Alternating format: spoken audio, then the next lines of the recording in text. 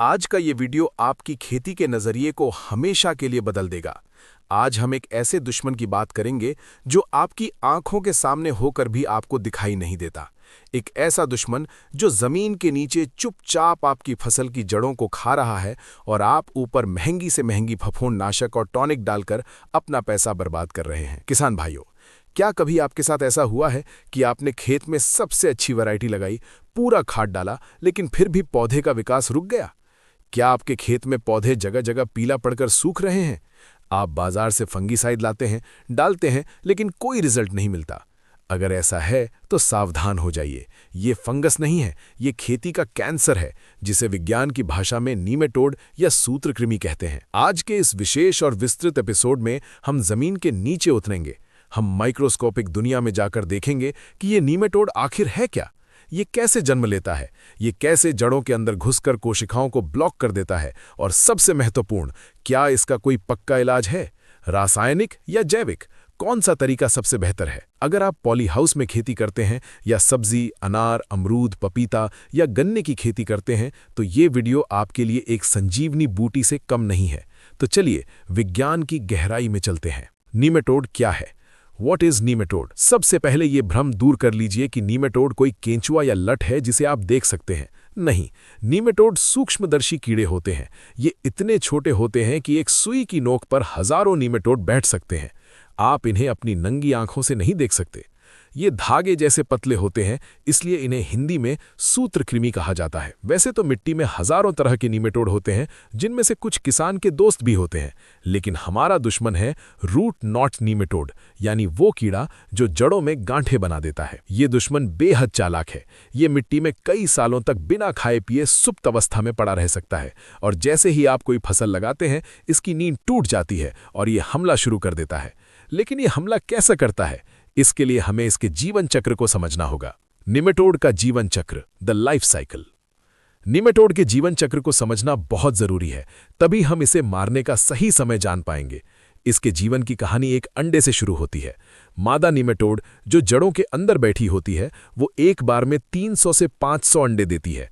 ये अंडे एक जेलेटिन जैसे थैले में सुरक्षित रहते हैं, ताकि मिट्टी में मौजूद दवाइयां या दुश्मन इन पर असर न कर सके। अंडे से निकलने के बाद निमेटोड की पहली अवस्था J1 अंडे के अंदर ही पूरी होती है। इसके बाद जो बच्चा बाहर निकलता है, उसे विज्ञान में J2 स्टेज यानी जुवेनाइल 2 कहते हैं। किसान भाइयों, यही J2 स्टेज सबसे खतरनाक है। यही वो शिकारी है जो मिट्टी में रेंगते हुए आपकी फसल की नई जड़ों को ढूंढता है। इसके पास जड़ों को ढूंढने के लिए एक बहुत ही विकसित सूंघने की शक्ति होती है। पौधे की जड़ें मिट्टी में कुछ रसायन छोड़ती हैं, जिन्हें ये J2 नीमेटोड सूंघ लेता है और उसी दिशा में आगे बढ़ता है। इसका जीवन चक्र तापमान के आधार पर 21 से 30 दिन में पूरा हो जाता है। यानी अगर आपने आज फसल लगाई है, तो 1 महीने के अंदर एक नीमेटोड से हजारों नीमेटोड बन जाएंगे, और फसल खत्म होने तक इनकी संख्या करोड़ों में पहुंच जाएगी। हमले का तरीका, जड़ों में कैसे घुसता है, मैकेनिज्म ऑफ एंट्री। अब मैं जो आपको बताने जा रहा हूं, ये वीडियो का सबसे टेक्निकल और महत्वपूर्ण हिस्सा है। इसे ध्यान से सुनिए। ये नीमेटोड जड़ों को काटता नहीं है, ये जड़ों को हाईजैक करता है। जब ये J2 नीमेटोड तैरता हुआ जड़ के पास पहुंचता है, तो ये जड़ के सबसे कोमल हिस्से, जो जड़ की नोक से थोड़ा ऊपर होता है, को चुनता है। नीमेटोड के मुंह में एक सुई जैसा अंग होता है, जिसे स्टाइलेट कहते हैं। ये बिल्कुल डॉक्टर के इंजेक्शन की सुई जैसा होता है। ये नीमेटोड अपनी ताकत से उस स्टाइलेट को जड़ की बाहरी दीवार में घुसा देता है और धीरे धीरे पूरा शरीर जड़ के अंदर ले जाता है। एक बार जब ये जड़ के अंदर घुस गया, तो ये वहां घूमता नहीं रहता, ये एक जगह फिक्स हो जाता है। ये जड़ के बिल्कुल बीचों बीच, जहां से पौधे का पानी और भोजन ऊपर जाता है, जिसे हम जाइलम और फ्लोएम कहते हैं, वहां जाकर अपना डेरा जमा लेता है। गांठें क्यों बनती हैं? जायंट सेल का विज्ञान। अक्सर किसान पूछते हैं कि जड़ों में गांठें क्यों बन जाती हैं। इसके पीछे एक बहुत गहरा विज्ञान है। जड़ के अंदर सेटल होने के बाद ये नीमेटोड अपने मुंह स्टाइलेट से पौधे की कोशिकाओं में एक विशेष प्रकार का एंजाइम या केमिकल इंजेक्ट करता है। ये केमिकल पौधे की कोशिकाओं को पागल कर देता है। सामान्य रूप से एक कोशिका विभाजित होकर 2 बनती है, लेकिन नीमेटोड के केमिकल के कारण कोशिकाएं विभाजित नहीं, बल्कि आकार में फूलने लगती हैं। कई कोशिकाएं आपस में जुड़कर एक बहुत बड़ी और विशाल कोशिका बना लेती हैं। विज्ञान में इसे जायंट सेल कहते हैं। यही जायंट सेल नीमेटोड की रसोई बन जाती है। पौधा जो भी भोजन बनाता है वो इन जायंट सेल्स में जमा होने लगता है और नीमेटोड वहीं बैठा बैठा मजे से उसे खाता रहता है। क्योंकि कोशिकाएं असामान्य रूप से फूल गई हैं, बाहर से हमें जड़ सूजी हुई या गांठदार दिखाई देती है। इसे ही हम रूट नॉट कहते हैं। पौधा क्यों मरता है? Nutrient blockage. कल्पना कीजिए कि आपके खेत में पानी ले जाने वाली पाइपलाइन है। अगर उस पाइपलाइन के बीच में कोई बड़ा पत्थर फंसा दे या पाइप को दबा दे तो क्या पानी आगे जाएगा? नहीं जाएगा। ठीक यही काम नीमेटोड करता है। जड़ों के बीच में जो जायंट सेल्स या गांठें बन जाती हैं, वे पानी और भोजन ले जाने वाली नली यानी जाइलम को पिचका देती हैं या ब्लॉक कर देती हैं। नतीजा ये होता है कि आप जमीन में कितना भी महंगा खाद डालें, कितना भी पानी दें, वो जड़ों द्वारा सोखा तो जाता है, लेकिन गांठों से आगे तने और पत्तियों तक पहुंच ही नहीं पाता।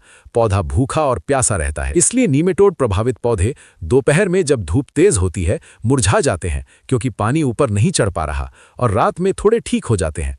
पत्तियां पीली पड़ने लगती हैं और पौधों का विकास पूरी तरह रुक जाता है। जैविक इलाज, प्रकृति की ताकत, बायोलॉजिकल कंट्रोल। अब बात करते हैं समाधान की। नीमेटोड को कंट्रोल करना बहुत मुश्किल है, लेकिन नामुमकिन नहीं।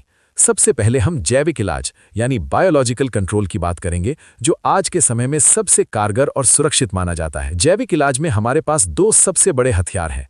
पहला है पैसिलोमाइसिस लिलासिनिस। ये एक मित्र फफूंद है। इसे नीमेटोड का काल कहा जाता है। ये कैसे काम करता है? जब आप पैसिलोमाइसिस को खेत में छोड़ते हैं तो ये मिट्टी में फैल जाता है। जैसे ही इसे नीमेटोड के अंडे या मादा नीमेटोड मिलते हैं, ये फफूंद इनके ऊपर अपना जाल बिछा देती है। ये फफूंद अंडों के कवच को तोड़कर अंदर घुल जाती है और अंडे के अंदर पल रहे नीमेटोड को खा जाती है। ये अंडों को फूटने ही नहीं देती। इसलिए अगर आप लॉन्ग टर्म यानी लंबे समय के लिए इलाज चाहते हैं तो पैसिलोमाइसिस सबसे बेस्ट है। दूसरा हथियार है ट्राइकोडर्मा। वैसे तो ट्राइकोडर्मा फंगस को मारता है, लेकिन नीमेटोड कंट्रोल में भी इसका रोल है। ये जड़ों के चारों ओर एक सुरक्षा कवच बना लेता है। इसके अलावा ये कुछ ऐसे एंजाइम छोड़ता है जो नीमेटोड के बच्चों यानी J2 की त्वचा को गला देते हैं। इस्तेमाल का तरीका: 1 एकड़ के लिए आपको 2 किलो पैसिलोमाइसिस और 1 किलो ट्राइकोडर्मा लेना है। इसे 100 किलो गोबर की अच्छी सड़ी हुई खाद में मिलाकर छाया में 5-7 दिन के लिए रख दें, ताकि फफूंद की संख्या करोड़ों में हो जाए। फिर इसे खेत में बिखेर दें या ड्रिप के माध्यम से जड़ों में छोड़ें। ध्यान रहे, इसके साथ कोई केमिकल फंगीसाइड न डालें। रासायनिक इलाज कब और कैसे? Chemical control. कई बार हमला इतना तेज होता है कि जैविक तरीकों के असर करने का इंतजार हम नहीं कर सकते। तब हमें रासायनिक हथियारों की जरूरत पड़ती है। लेकिन यहाँ किसान बहुत बड़ी गलती करते हैं। वे क्लोरोपाइरिफॉस या कोराजन जैसी कीटनाशक डालते हैं, जिनका नीमेटोड पर कोई असर नहीं होता। नीमेटोड को मारने वाली दवाइयों को नीमेटिसाइड कहते हैं। मार्केट में 2-3 प्रमुख रसायन हैं जो वास्तव में काम करते हैं। फ्लूओपायरम, ये बायर कंपनी के वेलम प्राइम नाम से आता है। ये आज के दौर का सबसे आधुनिक मॉलिक्यूल है।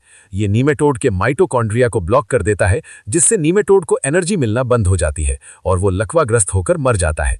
इसकी डोज बहुत कम होती है, लगभग 250 से 500 मिली प्रति एकड़, जिसे ड्रिप से देना सबसे अच्छा है। कार्बोफ्यूरॉन या फिप्रोनिल, ये पुराने दानेदार जहर है। ये नीमेटोड के नर्वस सिस्टम पर काम करते हैं, लेकिन इनका असर कम समय के लिए होता है और ये पर्यावरण के लिए बहुत खतरनाक है।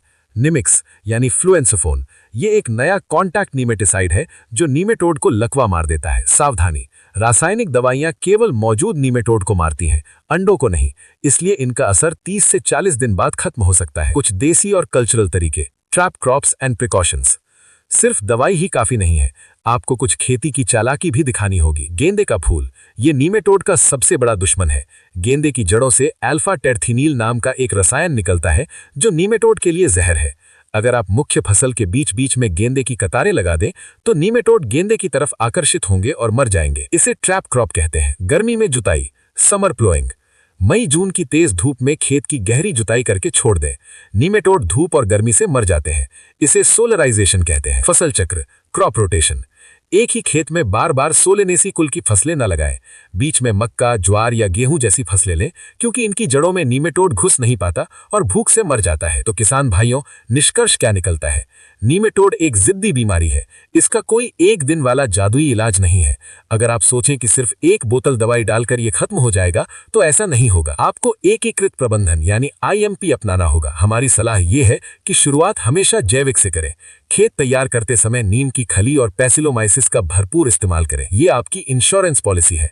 अगर खड़ी फसल में हमला दिखता है तो तुरंत अच्छी क्वालिटी का केमिकल जैसे वेलम प्राइम ड्रिप से चलाएं, ताकि फसल को बचाया जा सके और अगली बार फसल चक्र चक्र जरूर अपनाएं। याद रखिए, स्वस्थ जड़ें ही स्वस्थ फसल की नींव है। अगर जड़ में गांठ है तो उपज में घाटा है। हमें उम्मीद है कि नीमेटोड पर यह डीप साइंस मास्टर क्लास आपके बहुत सारे सवालों का जवाब दे पाई होगी। ये जानकारी बहुत कीमती है, इसलिए इसे अपने साथी किसान भाइयों के साथ शेयर जरूर करें। अगर आप चाहते हैं कि हम ऐसे ही किसी और सूक्ष्म विषय जैसे वायरस और वेक्टर का संबंध पर वीडियो बनाएं तो कमेंट में जरूर बताएं। जुड़े रहिए चैनल के साथ। धन्यवाद। जय हिंद, जय किसान।